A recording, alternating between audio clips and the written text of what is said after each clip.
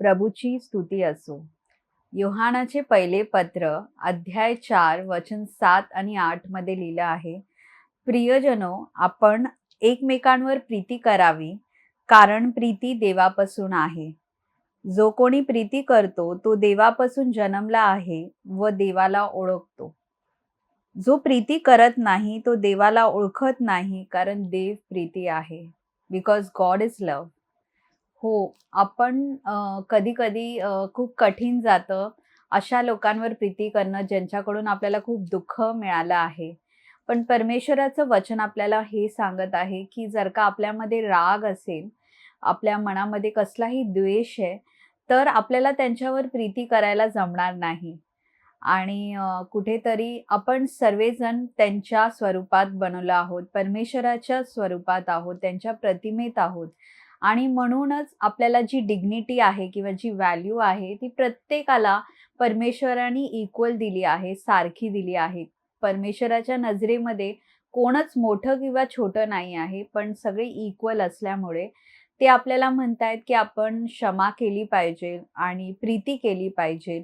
आणि जर का आपण मनापासून क्षमा केली आणि मनापासून प्रीती केली, तर मग आपल्याला खरी खुशी म्हणजे खरा आनंद, जॉय मिळेल आणि चांगलं आरोग्य मिळेल, हीलिंग सुद्धा मिळेल.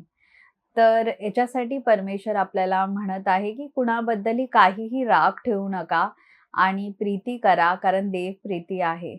अनेकदा असं होतं, की आपलं मानसिक स्थिती बरोबर नसेल, मेंटल हेल्थ ठीक नसेल, तर आपण खूप व्यसनामध्ये लागतो, खूप टेम्पटेशनमध्ये जातो, पडतो आपण टेम्पटेशनमध्ये आणि याचं कारण आहे, कारण आपली मानसिक स्थिती बरोबर नाहीये. आणि याच्यासाठी आपल्याला जेव्हाही काही ॲडिक्शन होतं किंवा व्यसन येतं, ते व्यसनमध्ये आपण जातो कारण आपलं मन हे पूर्ण आपलं आरोग्य चांगलं नाहीये. म्हणून राग असेल किंवा कुणाबद्दलही चीड असेल, तर सगळ्यात पहिले आपण त्याच्यातून बाहेर निघालं पाहिजे, प्रयत्न केला पाहिजे क्षमा करायचा, कृपा मागितली पाहिजे परमेश्वराकडून, निर्णय घेतला पाहिजे, सगळ्यांवर क्षमा करणं, सगळ्यांवर प्रीती करणं. तरच आपल्याला परमेश्वरांकडून मिळालेला आनंद हा टेस्ट करता येईल किंवा ह्याला आपल्याला अनुभव करता येईल. तर त्याच्यासोबत मी तुम्हाला हे सांगणार आहे, की टेम्पटेशन म्हणजे मोह. जेव्हा मोह एक अशी गोष्ट आहे, की ते खरोखर अ, खोटं आहे. म्हणजे खरोखर आणि खोटं कसं असू शकतं? तर टेम्पटेशन किंवा मोह हे रिअल लाईज आहेत. म्हणजे हे रिअल आणि लाईज कसे असू शकतात? तर हे एवढं खरं वाटतं आपल्याला, ते खरंमध्ये खोटं आहे. पण आपल्याला हे खरोखर वाटतं. आपल्याला असं वाटतं खरंच असं असेल.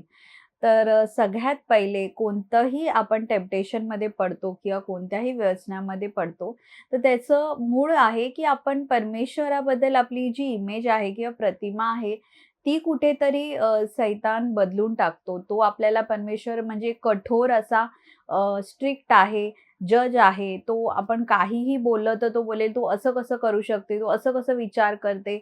अशी तो आपल्या मनामध्ये परमेश्वराबद्दलची प्रतिमा क्रिएट करतो. आणि परमेश्वर तुला क्षमा नाही करतील, ते तुझ्यावर दया नाही करतील किंवा ते फक्त जेव्हा तू चांगलं वागते तेव्हा ते तुझ्यावर खुश आहेत. जेव्हा तू चांगलं करत नाही तेव्हा ते तुला त्यांची दया नाही देतील.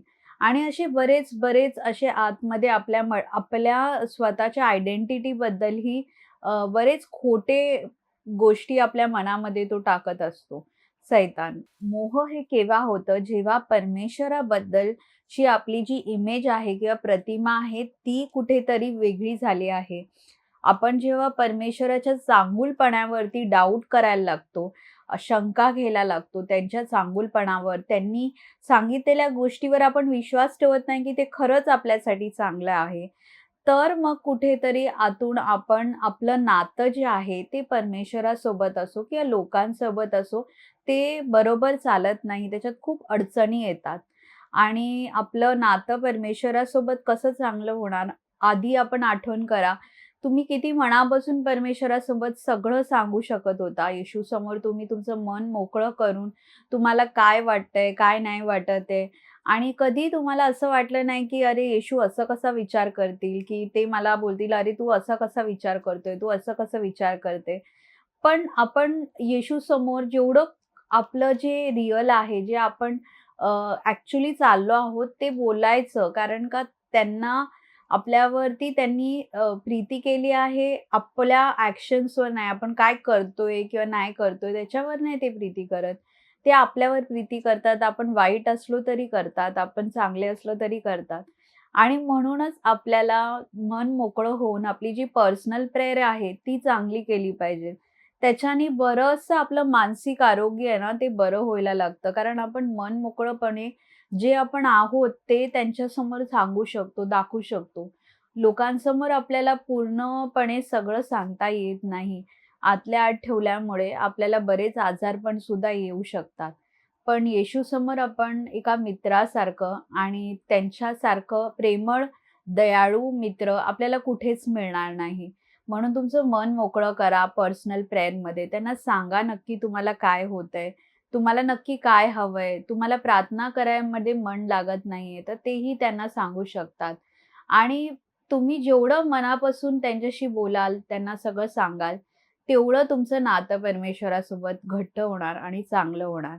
आणि त्याच्यासाठी हे जे वाईट विचार येतायत किंवा सैतान जे तुमच्या मनामध्ये टाकतोय, की तू अशी आहे, तू तसा आहे, तुला हे जमत नाही, तुला ते जमत नाही आणि येशू तुझ्यावर नाखुश आहे. तर हे विचार आपण काढून दिले पाहिजे. कारण का आणि कुणाबद्दलही राग असेल, तर आपल्याला त्यांनाही क्षमा करणं हे पण गरजेचं आहे. तर मला माझा अनुभव सांगायचा आहे, की मी एका रिट्रीटला गेलेली. त्या रिट्रीटमध्ये सुद्धा ही 2 दिवस माझं मन अस्थिर होतं आणि मला कंटिन्यू विचार येत होते. आणि हेच विचार येत होते, हे जे मनातल्या मनात तू हे बरोबर नाही करत आहे, हे तुझं असं आहे, ते तसं आहे, परमेश्वर तुझ्यावर प्रीती नाही करत, असं तसं. आणि हे समजून सुद्धा येत नाही. एवढं खरं वाटतं, असं वाटतं की खरंच बरोबर आहे. पण जेव्हा मला हे समजलं, मला कळलं की अरे, हे तर माझे स्वतःचे विचार आहे किंवा हे सैतान माझ्या मनात टाकतोय. खरं मध्ये ते येशू माझ्यावर प्रीती करतात. ते माझ्यावर दया करतात आणि त्यांना सगळं ठाऊक आहे. तर अशाच प्रकारे आपल्या मनामध्येही असं काही ना काही सुरू असेल, आपल्याला ठाऊक सुद्धा नाहीये, की ते परमेश्वराकडून नाही आहे आणि आपण आपल्याच त्या विचारांना खरं मानून चालत आहोत. तर येशू आज आपल्याला हीच आशा देत आहे, की ते आपल्यावर प्रीती करतात, त्यांची दया आपल्यावर आहे आणि त्यांच्या दयेनीच आपण ते सर्व काही करू शकतो, जे त्यांना हवंय. त्यांच्या दयेने आपण त्यांच्या जवळ जाऊ शकतो. आपण निराश न होता परमेश्वराच्या चांगुलपणावर आता जास्त शंका न करता विश्वास ठेवूया त्यांच्या दयेवर, त्यांच्या चांगुलपणावर आणि त्यांच्या योजनेवर, जी योजना त्यांनी आपल्यासाठी ठेवली आहे. Thank you. God bless you. Bye bye.